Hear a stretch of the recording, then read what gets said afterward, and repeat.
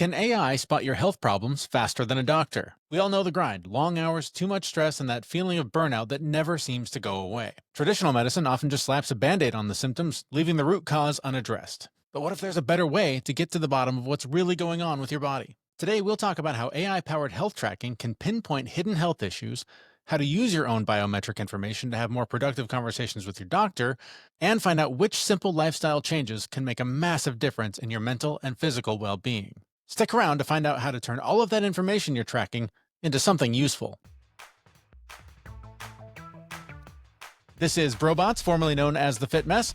We're the podcast that tries to help you use AI to safely manage your health and well-being. Our guest today is Garrett Wood.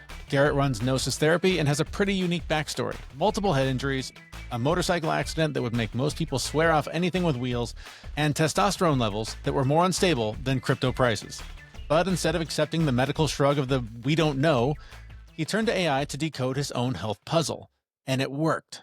ChatGPT helped diagnose what doctors missed. His blood work proved the AI right. And now he helps other guys stop guessing about their health and start optimizing it. Garrett, that's the short version of the story. Why don't you fill in some gaps for us? Yeah, so I've had a few head injuries, pretty decent one snowboarding, and I've always had a hard time trying to maintain like healthy testosterone levels. And so, chatting with, trying to get some DNA, what's going on with chat, went through and actually through that process, it was like, well, if your testosterone levels are this and this, and this is your history, it could be coming from hypogonadism, I think is what they call that. And there's primary, secondary. And so because of my head injuries, they speculated that it was this. So I was able to go and actually reach out to a provider and kind of endocrinologist and walk with them through my history, my symptoms. And then they were able to get some blood test order. We confirmed the suspicions that AI had for me, which was pretty wild. They seemed very skeptical at first until we went through the blood work and then intervention, then came back. And then they were like, okay, all right. So hopefully there'll be other people who pave the way for some doctors to be less skeptical of the AI sleuthing out there that's going on. You remember the biomarkers that it actually pulled out as far as the blood work goes? Was it like looking at different testosterone types? Were there like bilirubin? Were there things like that are actually showing potential issues there? So it was overall testosterone free. I forget if it's LH or, but like the, Yep. yeah. Free And then, versus, yeah. yeah, free versus, and so that was pretty interesting. And then with my history of head injuries, they're thinking shearing force on the pituitary gland. And then that would signal the secondary piece. The hard part is AI. I've actually been in a motorcycle accident where if you looked at it, it looked like someone had taken a sledgehammer and slammed it into the top of the gas tank, right where actually my genitalia hit the gas tank. So the AI was trying to decipher, is it the head injury from snowboarding or is it the actual trauma to your genitals during a motorcycle accident? So it seems to be coming from the pituitary gland, but that was pretty fascinating to kind of work through that with someone. I don't think a doctor, you'd ever have the time to sift through, 2 hours of trying to get through the nuts and bolts of that. I wouldn't know if my insurance would cover it or what that medical bill would cost out of pocket to try to do that work. And did you have multiple blood tests after that to go back through and validate what the effects would be? Yeah, so we went back, we did full blood panel. It came back pretty low, but I'd taken the blood sample about 10 o'clock. So we went back and actually did it even earlier. So the first I could get in for the testing was at 8 a.m. So even then it was substantially like 50 points higher on the total. I forget what the units of measurement are, but that wasn't enough to really do anything. So we were looking at really low testosterone. I'm 42 and it was like in the 300s, which is pretty low. And I'd had a history of that earlier, even when I was 23. And so it was pretty shocking to kind of see that. We went back, we did a little tamoxifen intervention, and it went back to 650 within 3 weeks. So that was a really hyper response to that. And I was having some puffiness in my chest and some like gynecomastia. Nothing hard in there, but definitely tenderness and like putting on like my messenger bag, brushing, like putting on a seatbelt. I'm like, this is not a normal feel. What is this feeling? Yeah. Hypersensitive breast tissue. I'm like, oh, okay, that's not a normal thing. But that all resolved within 4 weeks, I think, actually. So pretty significant. Yeah. You do a lot of work now helping others because of the situations you've been through. Are you able to incorporate any sort of AI into that work? Are there things that you're seeing that are helping men? You work a lot with burnout. Are there things you're seeing that are helping men deal with burnout that can be enhanced by the technology as it advances? Yeah, it's been pretty interesting to kind of work with people, taking their blood test and throwing it through chat and seeing what they come up with. When you're working with burnout, there's a lot of different reasons. I mean, burnout's specifically defined as like a workplace issue, but it doesn't just stop there. It bleeds over into the rest of life. And if you can't get to sleep at night because you're thinking about work and you can't ever kind of get out of that chronic stressed state, everything else kind of unfolds really quickly. And so it does become like a cascading effect, biopsychosocial piece of that. So I try to bring in as many different practitioners as that client presents with issues. So through a little assessment, we're like, okay, great. Maybe it's a conflict with you and your boss or you and your team. Maybe it's a conflict with the budgets that year and you got to do a new sales process. But maybe it's something going on mentally, emotionally about how sensitive you are to those triggers. Or maybe it's something that you've gone through physically, like I had in my TBI injuries. But it also could be nutritional, could be something as benign as like sleep apnea and getting that kind of checked out. So it's really interesting to be able to have them take their symptoms, their blood work, and run that through chat, and then sitting down with them and kind of going through and troubleshooting it with them. It's been fun. It's funny. I have sleep apnea. I have multiple high stress jobs. I spent years on the road to 85% travel. And I definitely, I'm a bit older. I'm 50. So I went through kind of my whole break when I was 40. And I had to do something very similar. And you talk about the cost and expense of it. Yes, it was $850 a blood test that I went through these things. They tested my testosterone, all of my chemical markers, all my mineral traces, and it came back and they basically said, you need to sleep less and eat better. It's like, okay, thanks. I think we knew that. But getting to the level of actually going through and finding enough data to say, here are the protocols we're going to look at. I mean, not necessarily TRT, but looking at taking other supplements, other component pieces. I had a naturopath that I work with very closely, and we've slowly brought that up over time and fixed a lot of the, I guess, general metabolic state issues. How much of, and I guess I'm looking at the kind of the executive piece that you're looking at. How many executives out there are actually in this level of physiological and psychological distress that they either just don't know about, or I guess it's an ego thing for me. Like I'm tough enough. I can do this. I can keep flying. I mean, I'm doing it right now. I just got home at 1:00 in the morning from a flight from New York. I took my wife to the airport at 4 a.m. and I've working off of 3 hours of sleep, went to CrossFit, performed terribly. And now I'm here doing a podcast. And I know better. I've been through the downside and I keep doing it and I keep putting myself through this ringer. And I'm a bit better. Like I'll sleep more. I'll get some more pieces in. How much success have you seen people have post like 2, 3, 4, 5 years and adjusted these patterns and behaviors to make sure they don't get themselves back in these cycles again? Yeah. So if you've burned out once, you're more susceptible to it multiple times, right? Because it's a lifestyle thing, which is driven by choices, right? But it's choices are really driven by priorities. You have to maintain a relationship with your wife if you want to have a good relationship. You have to maintain your health. You have to maintain resources. If most people didn't have to work and they didn't have to have a family, they could dedicate their entire life. I think a lot of times we think of mindfulness as like the old guy on the mountain who's like somewhat of a hermit. He's got his beard down to his like belly button and he's just out there meditating all day. And like, good for him, I guess, right? Like that's not the life I would want to have. It wouldn't be stimulating enough for me. Maybe I need more mindfulness. I don't know. Sure. But I don't think he actually benefits from all of his skill of mindfulness. I think a little bit of that for someone else can go a long way in between board meetings, in between when they're getting off the flights or traveling. And I do think we can think of it as performance improvement to get through that. And if we go that route, it's not so much the stimulus, it's your recovery from it that actually improves the performance. And so you could be hard charging. You can go through a nice 24, 48, 72-hour period of like really high intensity, and you can recover from that. You just can't do that all day, every day. Yeah. It's making time for you to actually recover and recoup, I think, which I'm taking a nap after this. So there you go. Naps work. To try to make sure really work. Yeah.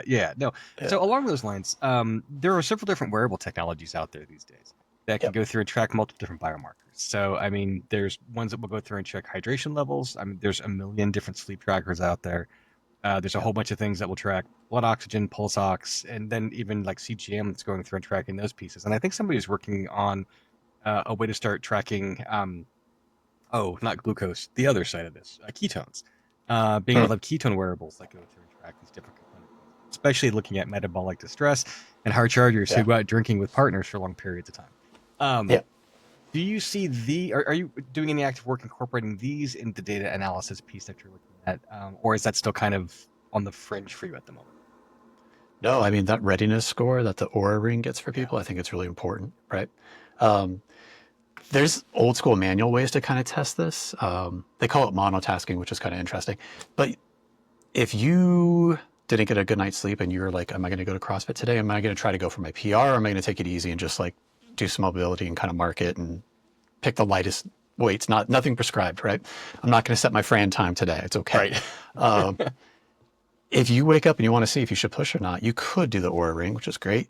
But there's another old school test, which is like kind of used by performance athletes, athletic trainers back in the day. It'd be standing on one foot, taking your head and turning it side to side, humming a tune like Happy Birthday or something like that.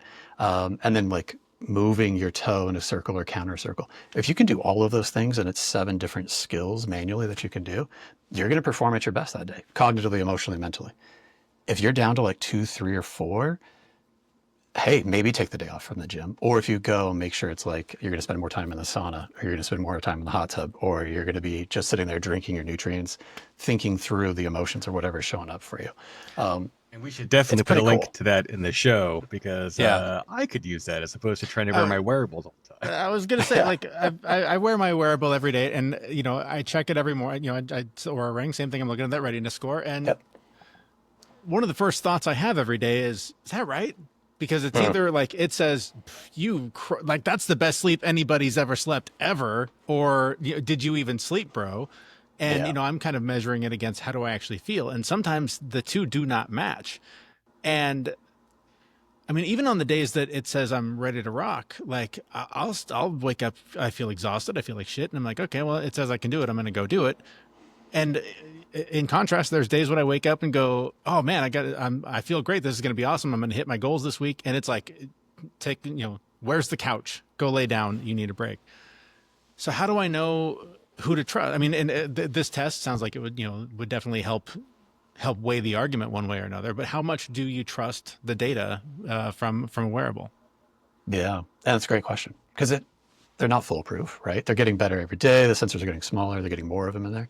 But you do have to kind of match that to your own intuition about your body. No one is an expert in you except for you. So you know what you feel like on your best. And they can't kind of pick that up. Unfortunately, they are trying to correlate some of the like biometric data with mental emotional distress or lack of distress, where they're asking you to check in and how do you feel in this moment? Because if they can kind of see, you know, whether your glucose levels are high or low or what's going on. One of my favorite things coming out with the constant glucose monitors is I had a lady who every time she went to work, she would have she'd be stuck in traffic. This is pre-COVID, so lots of driving, lots of people on the road. And she would get stuck in traffic, same time every day, and she would have a little panic attack on her way into the office. And so we're trying to figure this out. She says she loves her job. She says she has a good relationship with her boss. Okay. Nutrition's okay. She's got breakfast in her system. She ended up getting a constant glucose monitor. And every time she got, we're in California, so it's like the 405 and the 10, just past Sepulveda over there. It's like a crushing traffic. She thought maybe she was developing anxiety to the traffic because she was so frustrated by it. Very well could be. But the constant glucose monitor came back, her sugar was crashing. So her caffeine was dropping off in her system. The sugar in her caffeine was it spiked and then she was crashing. And so she had this very visceral sense of impending doom. And she had no reason to have it. So she was looking around. Okay, what am I experiencing? Experiencing a car in traffic. Maybe it's that. She's like, oh, I'm thinking about the case I have at work and my boss and the work I have to do in the email that I haven't answered. Maybe it's that. But when we have this very real physical experience, we don't necessarily know where it's coming from. And so whatever we're experiencing, we start associating it with that. And so some people will develop a fear or a phobia that way. To cars, to elevators, to strange things that no one would ever think of. And it's actually just because their glucose is dropping consistently enough associated with that consistent environmental trigger that they're like, oh, it must be this thing over here. Interesting. So that was really cool to be able to see that bio. Yeah. So you can't lean one way, can't lean the other. You got to be able to do both and troubleshoot, right? And I mean, full disclosure, I've got a little med tech startup that I run, and we take CGM data and we take wearable data and we overlay them, put them in a time series graph and look at the same pieces, and you can overlay your nutrition pieces. But we saw that too. Like we saw the regular cortisol spike in the morning pump up everybody, and everyone's glucose jumps up through the roof. Then they go and they have a cup of coffee, they move, typically speaking, in the morning, they work out, and then all their glycogen reserves are sucked out of their liver. And then they go and sit in the car, and it's like, it's like the battery just powers all the way down. And I never thought about people creating associations of, I feel bad, this thing is stressful, I must be developing a condition or an anxiety-related response to it. But that makes perfect sense. Like, because so many of the things that we deal with are just are physiological triggers that we just don't understand. Yeah, that's really cool. There's a guy, Dr. Alan Jeffers. He's out of MIT. He's got a book called The Biological Mind, and he really challenges what we typically would think about mental health, where he talks about it essentially as an extension of physical health. And so he's fully invested in the biopsychosocial model. I would argue that he's mostly on the bio side, because that's an argument all the way through. But it can go the other way as well. We can have social things that stress us out.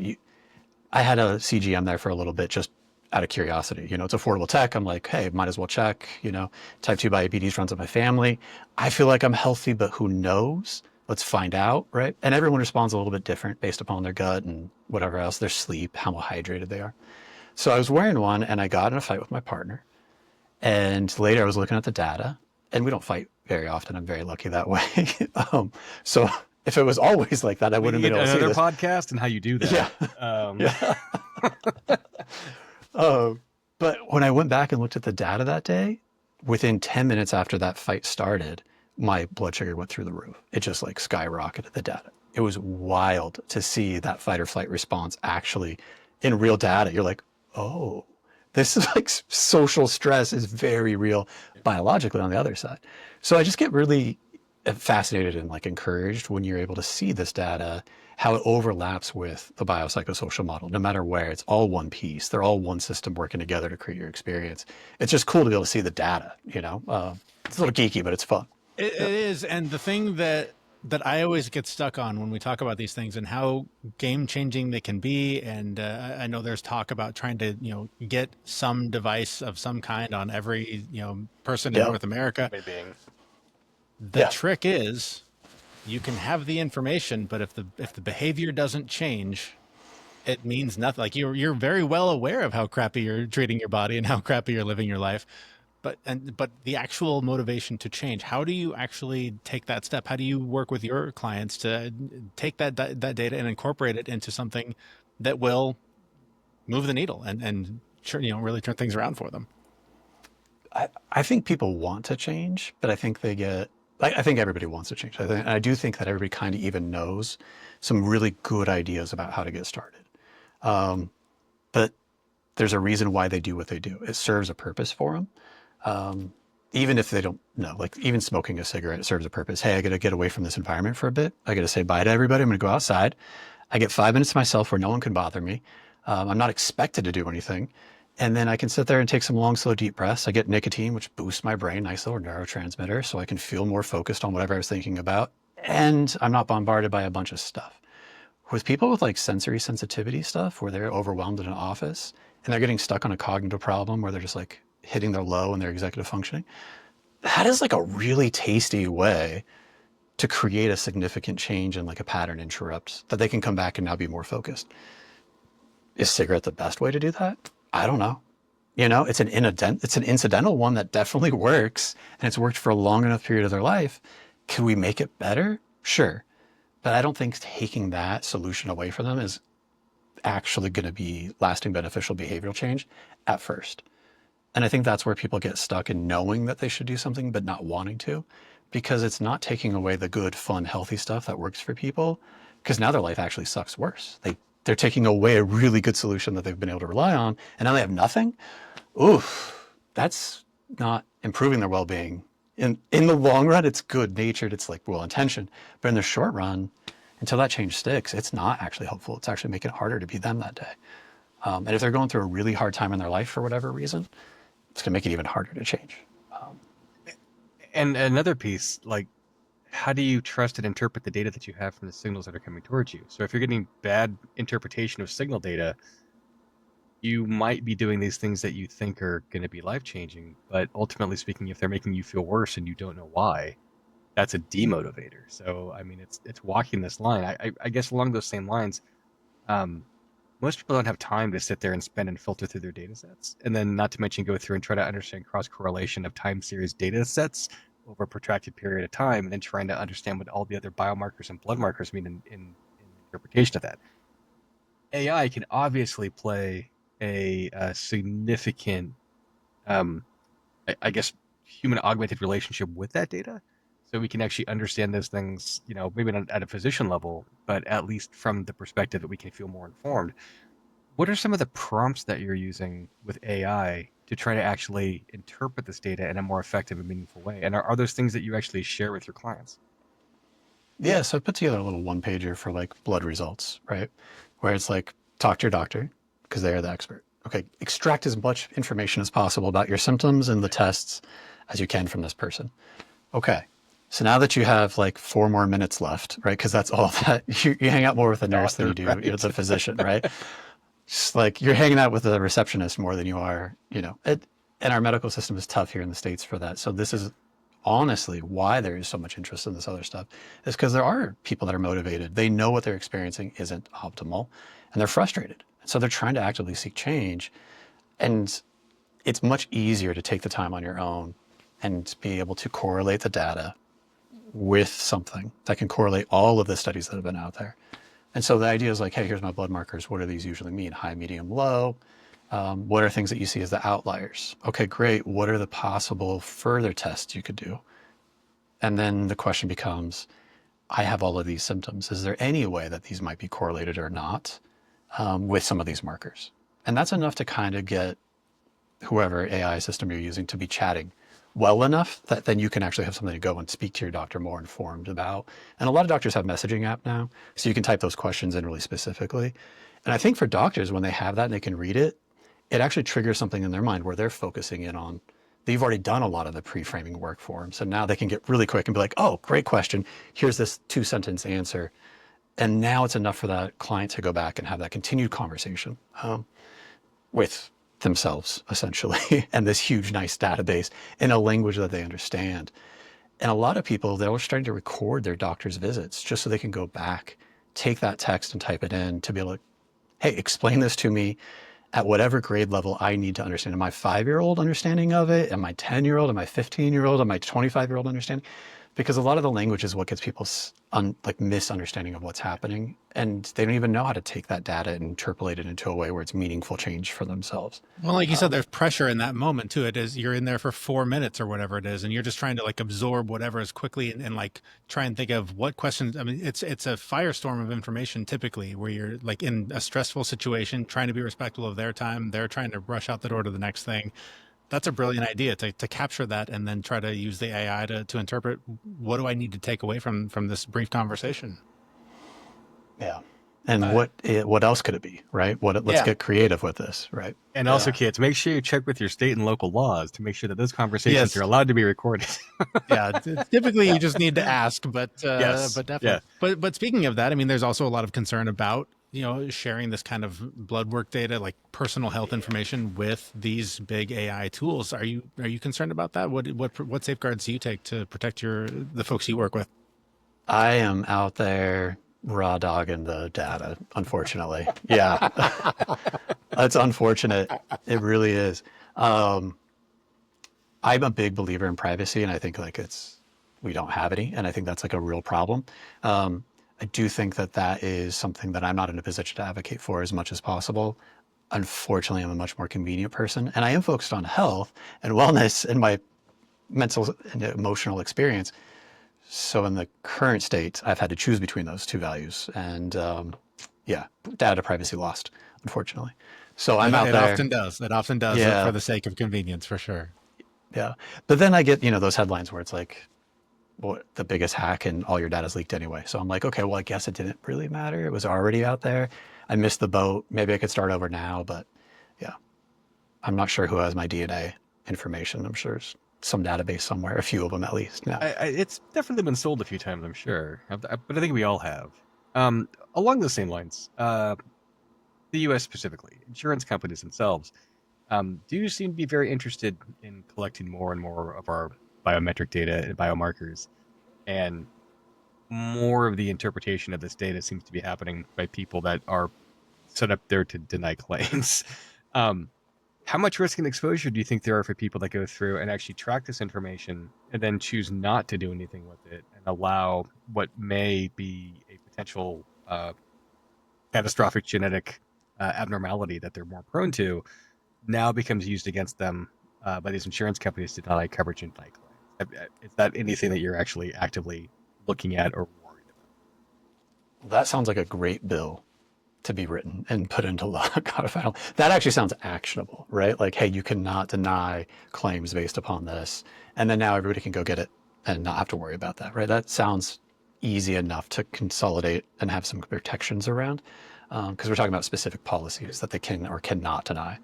But I do think that people have been collecting information in insurance companies for a long time. Kaiser Permanente did that big ACE study originally where they were like, hey, these people, whoever they are, using our services a lot across like cardiovascular, type 2 diabetes, they more sick days in general, like more higher cardiovascular disease, stress response, all these lifestyle things. So what's going on? And they would interview them and they're like, do you smoke? They're like, yeah, sure. But even after they controlled for all of those normal low-lying fruit, smoking, drinking, they still were using the services at a higher rate than average. And they were trying to figure out what's going on. And that's how they came up with that 10-question questionnaire. Have you been neglected? Do you live with someone who was incarcerated? Did you live with parents that were separated? Were you abused? Were you neglected? Were you sexually abused, right?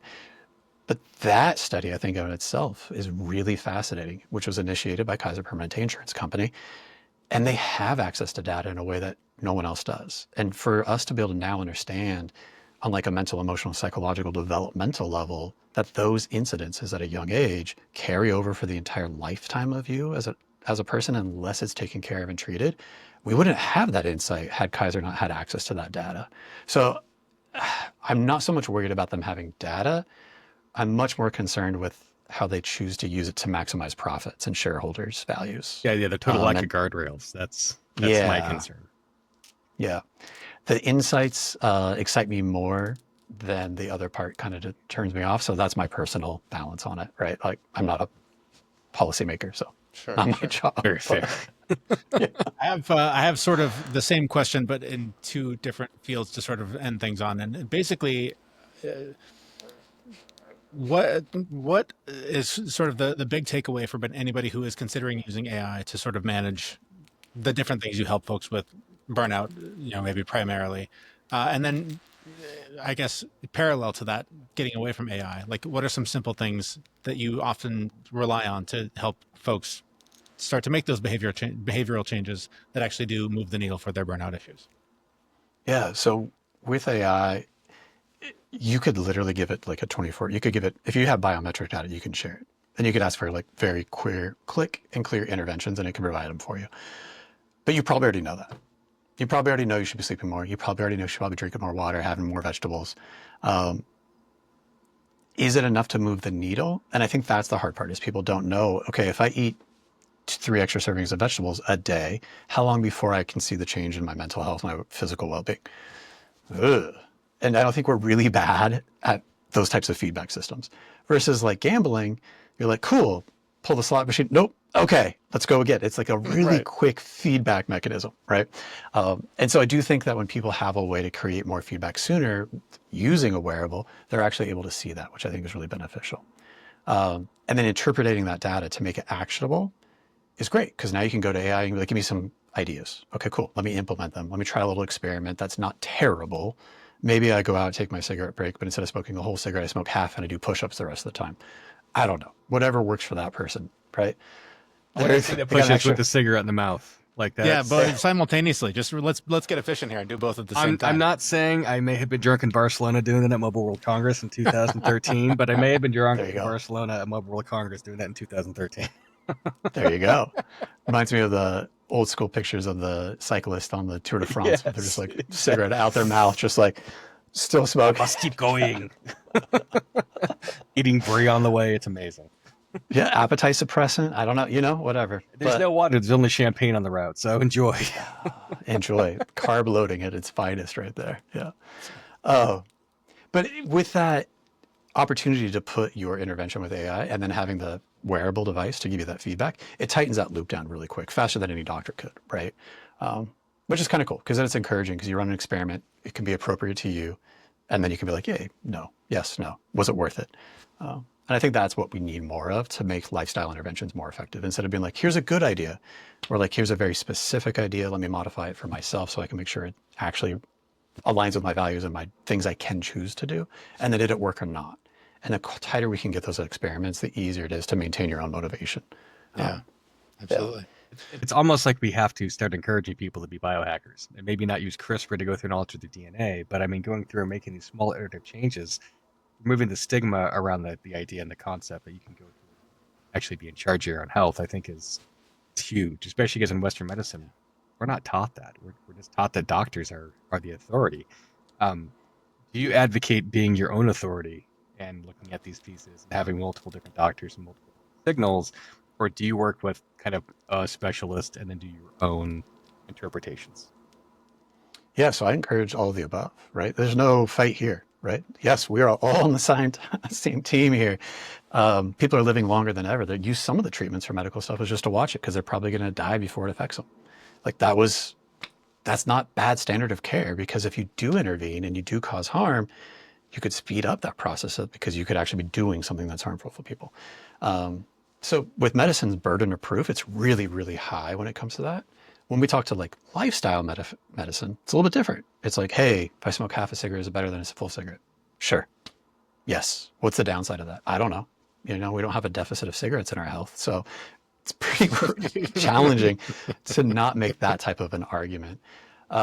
And people are living really long now. So instead of looking at the medical model or even the biomedical model, even in psychology, where we're talking about like, how do we help someone with depression or anxiety?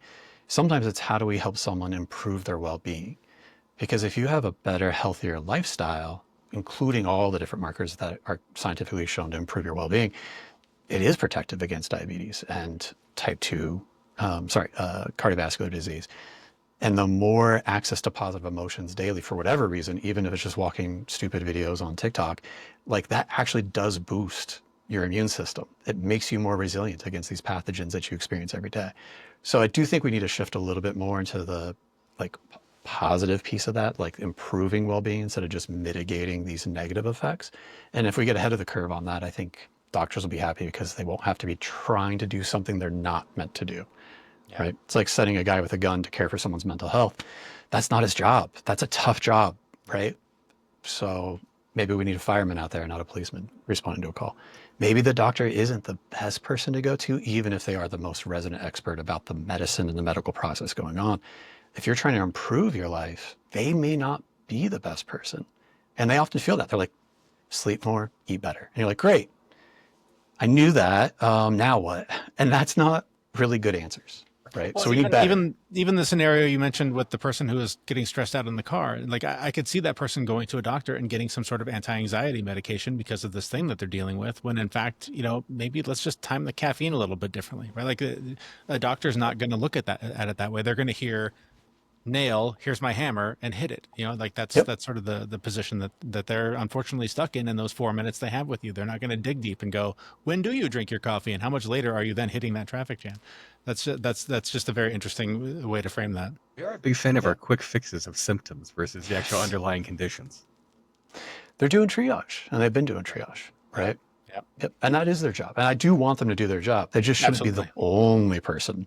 Like that should not be it. If that's all we have, it's an impossible thing. Like it's just not going to be health, right? Well, and Garrett, you're one of the other tools in the toolbox for folks, another option for people to work with. How can they find you and reach out to you? They can look me up on LinkedIn, Garrett Wood, 2 R's, 2 T's. My mom's a little extra, so she gave me a little extra in my name there. Or it's underneath Gnosis Therapy with a silent G, so it's GNOSIS Therapy. So that's also my website, so people can find me there as well. And you had an offer for our listeners, I believe.